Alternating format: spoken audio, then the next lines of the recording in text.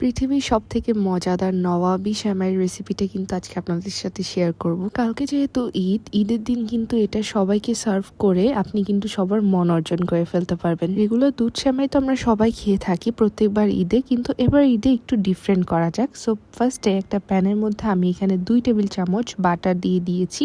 এর মধ্যে আমি এখানে 400 গ্রাম লাচ্ছা সেমাই দিয়ে দিচ্ছি। দেন এখানে অ্যাড করে দিয়েছিলাম 50 গ্রাম চিনি এবং 40 গ্রাম গুঁড়ো দুধ। এটাকে দিয়ে ভালো মতো একটা স্প্যাচুলা দিয়ে মিক্স করে নিতে হবে লাচ্চা সেমাইটার সাথে। বলতে গেলে আমরা এই লাচ্চা সেমাইটাকে বাটারের মধ্যে দিয়ে হালকা একটু রোস্ট করে নিব। দেন যখন ভাজা হয়ে যাবে অর্ধেকটা লাচ্চা সেমাই উঠিয়ে রেখে আমি অর্ধেকটার মধ্যে একটু হলুদ ফুড কালার অ্যাড করেছিলাম, তবে এটা অপশনাল। দেন ওই লাচ্চা সেমাইয়ের মিশ্রণটাকে সরিয়ে রেখে এখানে আগে থেকে 1 লিটার দুধ আমি জাল করে রেখেছিলাম, সেটা নিয়ে নিয়েছি। তার মধ্যে আমি একটা ক্যান ডানোর স্টেরিলাইজ ক্রিম দিয়ে দিয়েছি এবং আমার পরিমাণ অনুযায়ী এখানে আমি কনডেন্স মিল্ক দিয়ে দিচ্ছি। আমি যতটুকু মিষ্টি পছন্দ করি এটা আপনাদের পরিমাণ অনুযায়ী বুঝে দিতে হবে।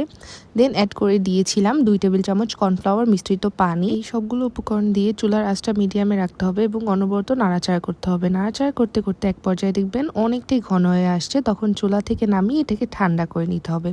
দেন একটা সার্ভিং ডিশের মধ্যে আমি আগে থেকে যে লাচ্চা সেমাইগুলো ভেজে রেখেছিলাম সেটাকে খুব সুন্দর মতো একটা লেয়ার করে বিছিয়ে দিয়েছি। দেন এটার মিডল লেয়ারে আমি যে দুধের মিশ্রণটা তৈরি করে রেখেছিলাম সেটা দিয়ে দিয়েছি। এর উপর দিয়ে আবারও একটা লাচ্চা সেমাইয়ের লেয়ারটা দিয়ে দিচ্ছি। আর এই লেয়ারটা কিন্তু ছিল যেই কালার করে রেখেছিলাম লাচ্চা সেমাইটা সেটারই লেয়ার। আর একটা কথা বলবো, এই সেমাইটা কিন্তু আপনারা আগের দিন রাতে বানিয়ে ওভারনাইট ফ্রিজিং করবেন। ওভারনাইট ফ্রিজিং করার পরে যখন এই সেমাইটা সার্ভ করবেন তখন এটার টেস্ট 1000 গুণ বেড়ে যাবে।